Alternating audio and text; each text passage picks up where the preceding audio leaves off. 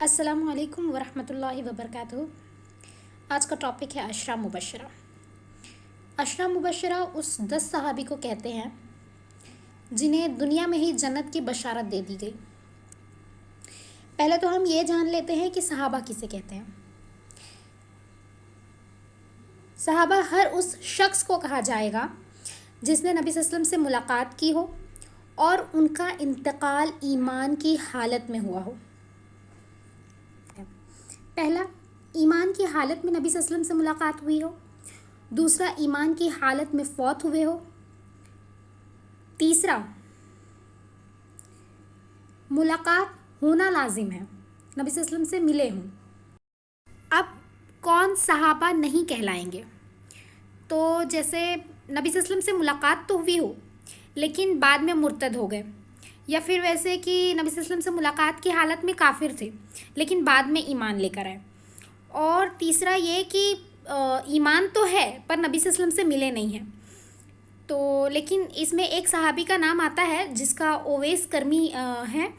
तो वो ईमान की हालत में थे लेकिन चूँकि माँ की खिदमत की वजह से वो नबी सल्लल्लाहु अलैहि वसल्लम से मिल नहीं पाए। वो यमन में थे, माँ की खिदमत कर रहे थे और वो मुलाकात नहीं कर पाए। तो उनका शुमार सहाबा में होता है क्योंकि वो एक वजह थी जिसकी वजह से वो मिल नहीं सके। सहाबा को चुना गया था। तो सहाबा की पहली खुसूसियात ये है कि उनको वो अल्लाह ताला की इंतखाब थी इस ज़मीन पर जो नबी सल्लल्लाहु अलैहि वसल्लम के इर्द गिर्द रहते थे। अशरा मुबशरा ये हैं नबी सल्लल्लाहु अलैहि वसल्लम के बाद अव्वलीन दाई।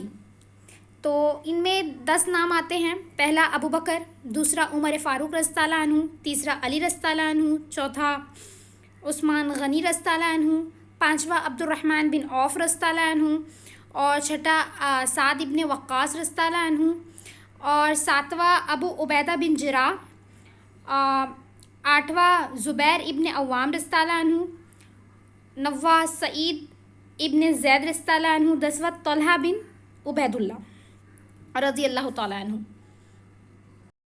सहाबा की ये जमात नबी सल्लल्लाहु अलैहि वसल्लम की 23 साला मेहनत थी और जिसको नबी सल्लल्लाहु अलैहि वसल्लम ने अपनी सीरत से ढाला था और उनकी तरबियत ने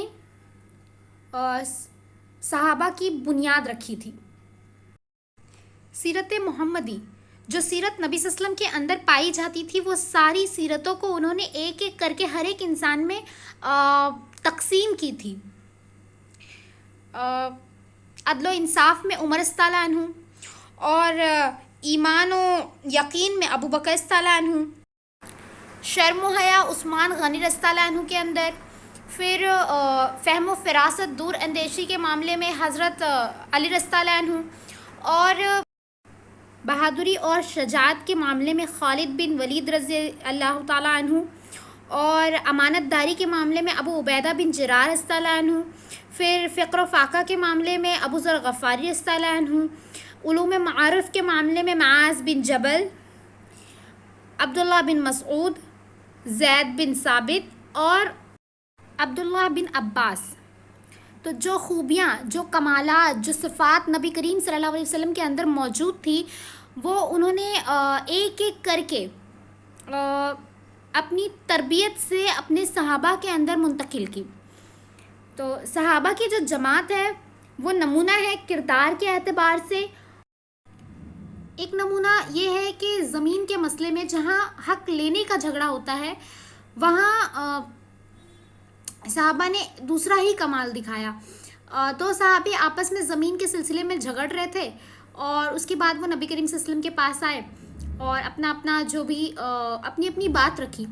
तो नबी सल्लल्लाहु अलैहि वसल्लम ने कहा कि मैं दोनों की बात सुनूंगा और मैं फ़ैसला भी दूंगा, लेकिन उससे पहले मैं ये बता दूं, हो सकता है वाकई मानी में ये ज़मीन जिसकी हो वो मुँह मरा हो और वो अपनी बात साबित न कर पाए, या फिर ये भी हो सकता है कि ये ज़मीन जिसकी ना हो वो चर्ब ज़बान हो और चर्ब ज़बानी की वजह से वो ऐसे दलाइल पेश करे कि मैं उसकी बात से मुतासिर हो जाऊँ और मैं उसके हक़ में फ़ैसला कर दूँ।